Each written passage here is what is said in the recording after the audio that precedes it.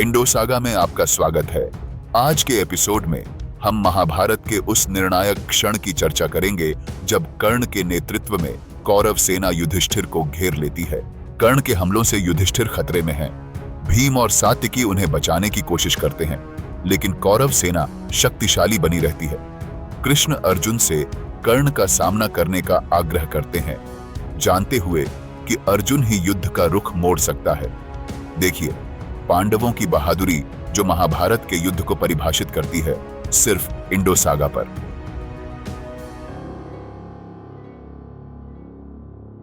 कृष्ण युधिष्ठिर की ओर इशारा करते हुए अर्जुन से कहते हैं, वहां आपका भाई कौरव तीरंदाजों से लड़ रहा है, लेकिन पंचाल उसकी सहायता कर रहे हैं। दुर्योधन अपने भाइयों और रथ बल के साथ युधिष्ठिर का पीछा करता है। सात्यकी और भीम उसे विफल कर देते हैं, लेकिन कुरु सेना बाढ़ की तरह युधिष्ठिर की ओर बढ़ती है। युधिष्ठिर गंभीर खतरे में है, दुर्योधन के घेरे में फंसा हुआ है। कर्ण के तीव्र हमलों ने युधिष्ठिर को अलग कर दिया है। भीम की खामोशी उनके संकट को दर्शाती है। कृष्ण अर्जुन को चेतावनी देते हैं कि कर्ण और दुर्योधन युधिष्ठिर के लिए खतरा बन गए हैं। अर्जुन से कर्ण का सामना करने का आग्रह करते हुए कृष्ण बताते हैं कि कर्ण बेजोड़ कौशल के साथ पांडव सेना पर आक्रमण कर रहा है। भीम ने सृंजय और सात्यकी के साथ कौरवों का सामना किया। कौरव सेना भीम के हमले से लड़खड़ा जाती है। धृष्टद्युम्न के नेतृत्व में पंचालों ने भीषण हमला किया। भीम के तीरों से घबराए हाथी अपनी श्रेणी को कुचल देते हैं और भीम के प्रहार से कौरव सेना टूटने लगती है। अर्जुन ने अपने तीरों से कौरवों का सफाया कर कई सैनिकों को शहीद कर दिया। दुर्योधन भीम का सामना करता है, जबकि कर्ण कौरवों को एकजुट करके जवाबी हमला करता है। भीम, सात्यकी, शिखंडी, धृष्टद्युम्न और पंचाल इस मौके का फायदा उठाते हुए पांडवों का समर्थन करते हैं। कर्ण और शिखंडी के द्वंद्व युद्ध में कर्ण शिखंडी के रथ को नष्ट कर देता है, जिससे शिखंडी घायल होकर पीछे हट जाता है। इसके बाद कर्ण पांडव सेना को बिखेरता है। धृष्टद्युम्न और दुशासन की लड़ाई में धृष्टद्युम्न दुशासन के धनुष को तोड़ देता है, लेकिन दुशासन उग्रता से लड़ता है। सहदेव उल्लुका को हरा देता है। सात्यकी शकुनी पर हावी हो जाता है और कृपा युद्धमन्यु को पीछे हटने पर मजबूर करती है। दुर्योधन भीम से उग्रता से लड़ता है, लेकिन भीम उसके रथ को नष्ट कर देता है, जिससे दुर्योधन पीछे हट जाता है। कौरव सेना भीम पर हाथियों के साथ हमला करती है, लेकिन भीम अपने शक्तिशाली अस्त्रों से हाथियों को नष्ट कर देता है। युद्ध का मैदान अराजकता में बदल जाता है, जिसमें भीम की शक्तिशाली भुजाएं हाथियों को भगाने में सफल होती हैं, जो रुद्र के प्रकोप की याद दिलाती हैं। अर्जुन कृष्ण के साथ तूफान की तरह कौरव सेना को बाधित करता है। दुर्योधन युधिष्ठिर को घेर लेता है, लेकिन नकुल, सहदेव, धृष्टद्युम्न और भीम उसकी सहायता के लिए दौड़ते हैं। हालांकि कर्ण अकेले ही शक्तिशाली तीरों की बौछार से उन्हें रोक लेते हैं। जैसे ही सहदेव दुर्योधन को घायल करता है, क्रोधित कर्ण जवाबी कार्यवाही करता है, विनाशकारी अस्त्रों को छोड़ देता है, जो युधिष्ठिर की सेना को पराजित करते हैं। कर्ण की अथक तीर आकाश को भर देती है, युधिष्ठिर को गंभीर रूप से घायल कर देती है। फिर भी युधिष्ठिर तीव्र दृढ़ संकल्प के साथ वापस लड़ते हैं। कर्ण को 50 तेज तीरों से मारते हैं। युधिष्ठिर का क्रोध दुश्मन की सीमाओं को तोड़ देता है, लेकिन कर्ण जवाबी हमला करता है, युधिष्ठिर को सीने में मारता है और उसे पीछे हटने के लिए मजबूर करता है। जैसे ही कौरव उसे पकड़ने के लिए चिल्लाते हैं, युधिष्ठिर को केकाया और पांचाल सेना द्वारा संरक्षित किया जाता है।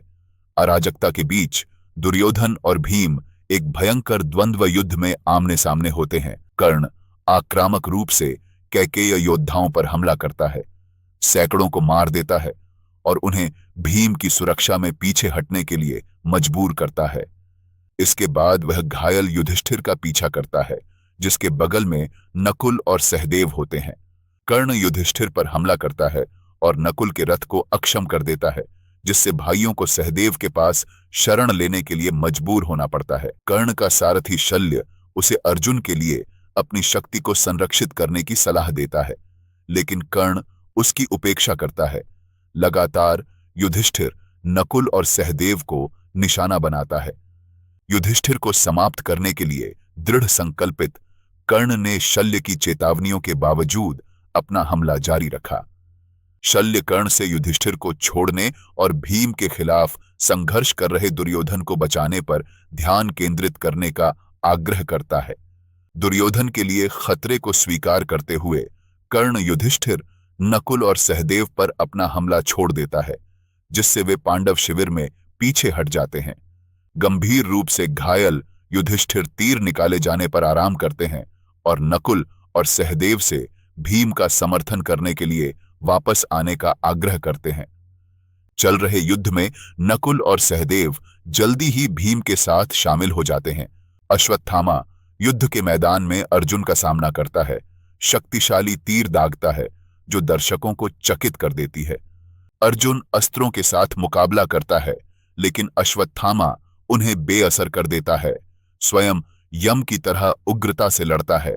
वह कृष्ण को घायल कर देता है और एक खूनी लड़ाई शुरू हो जाती है, जिसमें दोनों योद्धा एक दूसरे की सेनाओं का भारी नुकसान करते हैं। अर्जुन अंततः अश्वत्थामा के धनुष को नष्ट कर देता है, जिससे वह एक नुकीली गदा का उपयोग करने के लिए मजबूर हो जाता है, जिसे अर्जुन तोड़ देता है। इसके बाद अश्वत्थामा ऐन्द्रास्त्र का आह्वान करता है, जिसका अर्जुन विरोध करता है और अश्वत्थामा के रथ को तीरों से ढक देता है। घायल हो गए और अपने रथ चालक के मारे जाने के साथ अश्वत्थामा ने कुशलता से अपने घोड़ों का युद्धाभ्यास किया और तीव्र लड़ाई जारी रखी। अश्वत्थामा अपने घोड़ों का मार्गदर्शन करते हुए उग्रता से लड़ते हुए अर्जुन द्वारा अपनी बागडोर संभालने पर नियंत्रण खो देता है। इस बीच पांडव अपने योद्धाओं के नेतृत्व में कौरव सेना पर हमला करते हैं और उन्हें बार बार परास्त करते हैं। कर्ण द्वारा सैनिकों को एकजुट करने के प्रयासों के बावजूद दुर्योधन उनसे कार्यवाही करने का आग्रह करता है। कर्ण तब शक्तिशाली भार्गवास्त्र को छोड़ देता है और पांडव सेना को धधकते तीरों के तूफान में घेर लेता है, जिससे भारी नुकसान होता है। जैसे ही कर्ण विजयी होता है, पीड़ित पांडव सेना अर्जुन और कृष्ण के लिए चिल्लाती है। कृष्ण अर्जुन को सलाह देते हैं कि वह कर्ण का सामना करने से पहले घायल युधिष्ठिर की जांच करें। अर्जुन सहमत हो जाता है और अश्वत्थामा से युद्ध करना जारी रखता है। अश्वत्थामा को हराने के बाद अर्जुन अपने सैनिकों का सर्वेक्षण करता है, उनके प्रयासों की प्रशंसा करता है और उनका मनोबल बढ़ाता है। युधिष्ठिर को न देखकर अर्जुन भीम से उसके ठिकाने के बारे में पूछता है। भीम ने खुलासा किया कि युधिष्ठिर कर्ण द्वारा गंभीर रूप से घायल हो गए थे और शिविर में पीछे हट गए। अर्जुन भीम से अपने भाई की जांच करने का आग्रह करता है, लेकिन भीम अर्जुन से आग्रह करता है कि उसे चले जाना चाहिए, इस डर से कि उसकी अनुपस्थिति भागने के रूप में दिखाई देगी। अर्जुन संसप्तकों के बारे में चिंतित संकोच करता है, लेकिन भीम उसे आश्वासन देता है कि वह उन्हें अकेले संभाल सकता है। अनिच्छा में अर्जुन सहमत हो जाता है और कृष्ण को युधिष्ठिर की स्थिति की जांच करने के लिए उत्सुक होकर उसकी ओर बढ़ने के लिए कहता है। जैसे ही कृष्ण अर्जुन को युधिष्ठिर के पास ले जाते हैं, वह भीम को संशप्तकों को नष्ट करने के लिए प्रोत्साहित करते हैं। कृष्ण और अर्जुन जल्द ही युधिष्ठिर को अपने शिविर में आराम करते हुए पाते हैं, सुरक्षित लेकिन घायल। खुश होकर वे उसके पैर छूते हैं और युधिष्ठिर राहत और मुस्कुराते हुए उन्हें गले लगाते हैं, यह मानते हुए कि कर्ण को मार दिया गया है। खुशी से भरे युधिष्ठिर उन्हें बधाई देते हैं। उनकी आवाज भावनाओं से भर जाती है। युधिष्ठिर खुशी से कृष्ण और अर्जुन का स्वागत करते हैं। उन्हें सुरक्षित देखकर राहत महसूस करते हैं। वह मानते हैं कि कर्ण को मार दिया गया है, जो एक महान योद्धा और कौरवों के रक्षक थे। युधिष्ठिर कर्ण के अद्वितीय युद्ध कौशल, दुर्योधन के प्रति उनकी निष्ठा और अजेयता की प्रशंसा करते हैं और उनकी तुलना अग्नि, वायु और यम से करते हैं। युधिष्ठिर अपने संघर्ष का वर्णन करते हैं, बताते हैं कि कैसे कर्ण ने उनके रक्षकों पर हमला किया, उनका पीछा किया और कठोर शब्दों से ताना मारा। अर्जुन से कर्ण को हराने की कहानी सुनने के लिए उत्सुक युधिष्ठिर उसकी शक्ति और पराक्रम की प्रशंसा करते हैं। कर्ण की मौत को एक ऐसी जीत मानते हैं जिसने वर्षों के अपमान और दर्द को शांत किया। युधिष्ठिर कर्ण के घमंड और तानों को याद करते हैं, अर्जुन से कर्ण के पतन की पुष्टि चाहते हैं और इस महान उपलब्धि को अर्जुन की सबसे बड़ी जीत के रूप में देखते हैं। अर्जुन युधिष्ठिर को बताता है कि जब वह संसप्तकों से लड़ रहा था, तब अश्वत्थामा ने अचानक कौरव सैनिकों के साथ हमला कर दिया। अर्जुन बताते हैं कि उन्होंने वापस लौटने और युधिष्ठिर की जांच करने के लिए कर्ण के साथ सीधे टकराव से परहेज किया, क्योंकि उन्हें और कृष्ण दोनों को युद्ध की अराजकता के बीच राजा की सुरक्षा का डर था। अर्जुन कर्ण द्वारा की गई तबाही का वर्णन करते हैं। उनकी तुलना असहाय मवेशियों के बीच के शेर से करते हैं। कर्ण ने पहले ही हजारों लोगों को मार डाला है, जिनमें कई रथिक और प्रभाद्रक शामिल हैं। अर्जुन कर्ण का सामना करने की तैयारी करता है।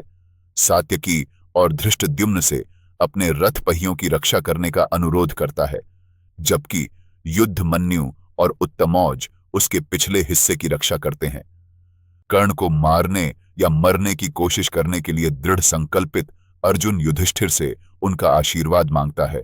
कर्ण को हराने और भीम को आगे बढ़ रहे कौरवों से बचाने की कसम खाता है। युधिष्ठिर सुनते हैं कि कर्ण अभी भी जीवित है और गुस्से में अर्जुन को कायरता और कर्ण को मारने का वादा तोड़ने के लिए फटकारते हैं। वह अर्जुन को द्वैत वन में किए गए कर्ण को हराने के वचन की याद दिलाते हैं और भीम को छोड़कर पीछे हटने पर निराशा व्यक्त करते हैं। इसे झूठी उम्मीद मानते हैं।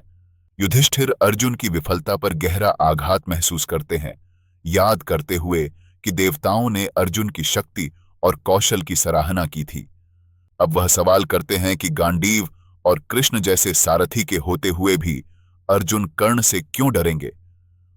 गुस्से में युधिष्ठिर सुझाव देते हैं कि अर्जुन को अपना धनुष किसी अधिक सक्षम योद्धा को दे देना चाहिए और कहते हैं कि युद्ध से भागने से बेहतर होता कि अर्जुन का जन्म ही न हुआ होता। अंत में युधिष्ठिर अर्जुन के प्रसिद्ध हथियारों और कौशल की निंदा करते हैं।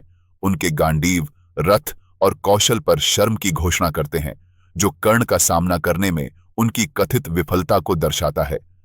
युधिष्ठिर के कठोर शब्दों से गुस्से में अर्जुन उसे मारने के लिए तलवार खींचता है, लेकिन कृष्ण उसे रोकते हैं और समझाते हैं कि यह धर्म का मार्ग नहीं है। अर्जुन अपनी प्रतिज्ञा का खुलासा करता है कि वह किसी को भी मार देगा जो उसे अपने गांडीव धनुष को छोड़ने के लिए कहेगा। कृष्ण उसे डांटते हैं, बताते हैं कि धर्म जटिल है और सत्य और झूठ परिस्थिति पर निर्भर कर सकते हैं। कृष्ण अर्जुन को सुझाव देते हैं कि युधिष्ठिर का अपमान करके प्रतीकात्मक रूप से अपनी शपथ पूरी करे, क्योंकि सम्मानित व्यक्ति के लिए अपमान मृत्यु के समान है। इसके बाद अर्जुन को युधिष्ठिर से माफी मांगनी चाहिए, उनके पैर छूने चाहिए और उनका सम्मान बहाल करना चाहिए। इस तरह अर्जुन बिना युधिष्ठिर को हानि पहुंचाए अपनी शपथ पूरी कर सकता है और कर्ण का सामना एक साफ विवेक के साथ कर सकता है। अर्जुन कृष्ण की सलाह मानते हुए युधिष्ठिर का कठोरता से सामना करता है और बताता है कि भीम अकेले लड़ते हुए महान योद्धाओं को हराता है, जबकि युधिष्ठिर को उसे डांटने का कोई अधिकार नहीं है। अर्जुन युधिष्ठिर की विफलताओं, विशेषकर जुए के कारण हुए युद्ध और हानि के लिए आलोचना करता है। कठोर शब्दों के बाद अर्जुन को पछतावा होता है और वह आत्महत्या की सोचता है, लेकिन कृष्ण उसे रोकते हैं और प्रायश्चित के लिए अपनी महानता की घोषणा करने की सलाह देते हैं। अर्जुन अपनी क्षमताओं और जीतों की प्रशंसा करता है और कर्ण को हराने की कसम खाता है। अर्जुन युधिष्ठिर से माफी मांगता है और कर्ण को हराने का वादा करता है। अपराध बोध से भरे युधिष्ठिर खुद को दोषी मानते हुए सेवानिवृत्ति की पेशकश करते हैं, लेकिन कृष्ण हस्तक्षेप करते हुए समझाते हैं कि अर्जुन ने अपनी प्रतिज्ञा के कारण अपमान किया था। कृष्ण वादा करते हैं कि कर्ण को मारा जाएगा और युधिष्ठिर को आश्वस्त करते हैं कि वे उनके रक्षक हैं। युधिष्ठिर कृष्ण को उनकी बुद्धिमत्ता और मार्गदर्शन के लिए धन्यवाद देते हैं, यह मानते हुए कि उनके साथ वे हमेशा सुरक्षित हैं। कृष्ण अर्जुन से कहते हैं, कुछ कठोर शब्दों से दुखी हो गए हो तो सोचो, अगर धर्म की खोज में तुमने अपने भाई की हत्या कर दी होती तो तुम्हारा दुख कितना असहनीय होता। युधिष्ठिर को प्रसन्न करो और फिर हम कर्ण से लड़ें। कर्ण की हत्या से तुम्हारा उद्देश्य पूरा होगा। शर्मिंदा अर्जुन युधिष्ठिर के पैर छूकर माफी मांगता है। युधिष्ठिर उसे गले लगाकर दिलासा देते हैं और कहते हैं, कर्ण ने मुझे युद्ध में अपमानित किया। अगर तुम उसे आज नहीं मारोगे तो मेरा जीवन व्यर्थ है। अर्जुन कसम खाता है, आज मैं कर्ण को मारूंगा या मर जाऊंगा। कृष्ण उसे समर्थन देते हैं और युधिष्ठिर अर्जुन को आशीर्वाद देते हैं, कर्ण को मारो, मैंने तुम्हें माफ कर दिया है। अर्जुन प्रतिज्ञा करता है, मैं कर्ण को मारकर लौटूंगा। युधिष्ठिर खुश होकर कहते हैं, जाओ विजय प्राप्त करो और कर्ण को मारो जैसे इंद्र ने वृत्र को मारा था। युधिष्ठिर को शांत करने के बाद अर्जुन कृष्ण से कहता है, मेरे रथ को सभी हथियारों से सजाकर घोड़ों को तैयार करो, चलो कर्ण से लड़ने चलते हैं। कृष्ण दारुक को रथ तैयार करने का आदेश देते हैं। युधिष्ठिर का आशीर्वाद लेकर अर्जुन कृष्ण के साथ कर्ण का सामना करने के लिए निकलता है। शुभ पक्षी अर्जुन के चारों ओर उड़ते हैं, जबकि गिद्ध और कौवे कर्ण और शत्रु सेना के विनाश का संकेत देते हैं। अर्जुन की चिंता को देखकर कृष्ण उसे आश्वस्त करते हैं, अर्जुन, तुमने द्रोण, भीष्म जैसे महान योद्धाओं को हराया है। तुम्हारे पास अद्वितीय कौशल, विनम्रता और सही लक्ष्य है। लेकिन कर्ण को कम मत समझो, वह अग्नि की शक्ति, वायु की गति और यम के क्रोध के समान है। वह महान योद्धा है और केवल तुम ही उसे हरा सकते हो। कृष्ण अर्जुन को कहते हैं, कर्ण पांडवों का सबसे बड़ा दुश्मन है। उसकी घृणा स्वार्थ से नहीं बल्कि जुनून से है। आज ही उसे मारो और युधिष्ठिर के लिए अपने प्यार और उद्देश्य को पूरा करो। कर्ण का घमंड और दुर्योधन का विश्वास तभी टूटेगा जब तुम उसे मारोगे। कृष्ण अर्जुन को याद दिलाते हैं कि युद्ध के 17वें दिन दोनों पक्षों को भारी नुकसान हुआ है, लेकिन अर्जुन के नेतृत्व में पांडव कौरवों का डटकर सामना कर रहे हैं। कृष्ण अर्जुन की प्रशंसा करते हैं, कहते हैं कि केवल वही भीष्म, द्रोण, कर्ण और अश्वत्थामा जैसे शक्तिशाली योद्धाओं को हरा सकते हैं। कृष्ण अर्जुन से आग्रह करते हैं कि वह कर्ण को मारें, जो लगातार पांडव सेना को तबाह कर रहा है। कृष्ण चेतावनी देते हैं कि कर्ण को न रोका गया तो वह पांडवों और उनके सहयोगियों को समाप्त कर देगा। कृष्ण अर्जुन से कर्ण को हराने और पांडवों के लिए जीत सुनिश्चित करने का आग्रह करते हैं। इस एपिसोड को देखने के लिए आपका धन्यवाद। अगर आपको वीडियो पसंद आया हो तो इसे लाइक करें, अपने दोस्तों के साथ शेयर करें और हमारे चैनल को सब्सक्राइब करना न भूलें। आपका समर्थन हमारे लिए बहुत मायने रखता है। फिर मिलेंगे अगले एपिसोड में। धन्यवाद।